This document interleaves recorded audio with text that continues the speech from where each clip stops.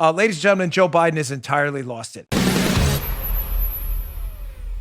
Again, I hate to keep bringing this up because I don't like to repeat content or stories, but literally the content just keeps coming every day. Literally, there is a new video showing up every day of Joe Biden who can't even remember now and is changing his story if he took a test, a cognitive test on his ability to remember things. Can you imagine the irony?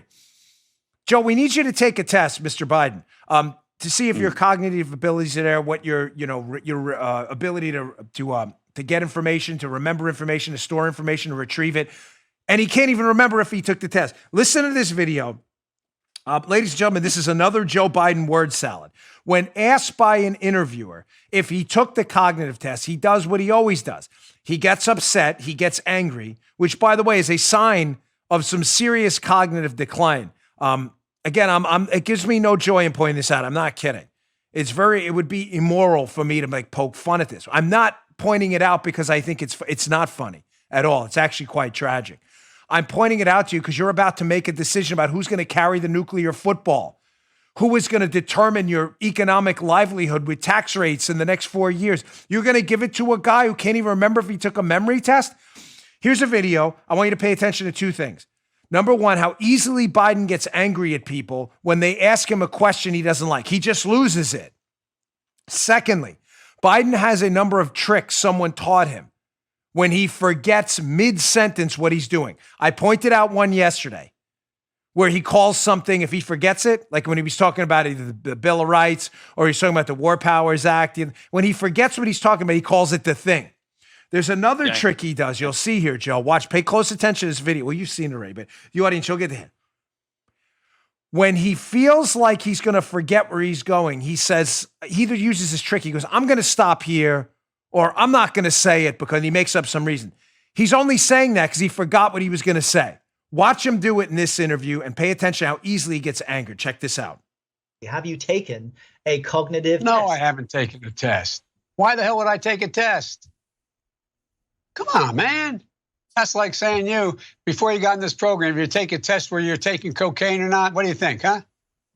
Are you a junkie? What do you say to President Trump, who brags about his tests and makes your mental state an issue for voters?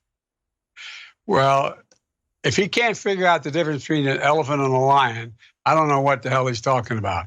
Did you watch that? Look, come on, man. I know you're trying to goad me, but I mean, I'm so forward looking to have an opportunity to sit with the president or stand with the president in debates. There's going to be plenty of time. And by the way, as I joke with him, I shouldn't say it. I'm going to say something I probably shouldn't say. Anyway, I am very willing to let the American public judge my physical and mental my physical as well as my mental fitness. Folks, I'm not kidding. It's not funny. This is not a laughing matter. This is what we would call in psychology and psychiatry. You'd call basically word salads. Disjointed words thrown together to resemble a sentence when he loses himself. Did you catch him do it, Joe, by the way? Halfway through where he's trying to talk about him versus Trump and their mental capacities. He gives this elephant lion analogy, which is, I don't even know what he was talking about. And then as he's giving this analogy and trying to make sense of it, he forgets what he's talking about. And he goes, I was going to say something, but I'm not going to say it. And he just totally loses it. He just drops off. It's a word. It's just made up. It's a bunch of sentences thrown together that make no sense because he has no coherent thought train going down a track. It goes in all these different directions because he can't focus. He can't focus. You're expecting him to make decisions about the economy, healthcare, potential nuclear war. You're expecting him to do it. You know what a word salad is? I like toast. Lemonade's great on Sundays. That chair's got rust on it. I don't like rust. That sky's awfully green. Green's a cool color. When I was younger, I used to hit baseballs. You're like, what? Mm-hmm.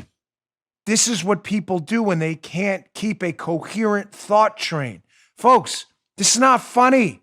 This guy's running to be president of the United States. He can't even remember if he took a cognitive test. Now, of course, we always produce evidence on the show. We do actual reporting here, unlike the media. You say, Dan, he got offended when he was asked about taking a cognitive test? Let's go to the Washington Times article themselves. Here's the receipts that he can't even remember if he took a cognitive test. Remember, he's mad at the reporter for asking him if he's taken a cognitive test. Dave Boyer, Washington Times, June 30th, 2020. Biden says, quote, he's constantly tested for mental decline and is eager to debate Trump. Okay, Washington Times directly citing and quoting.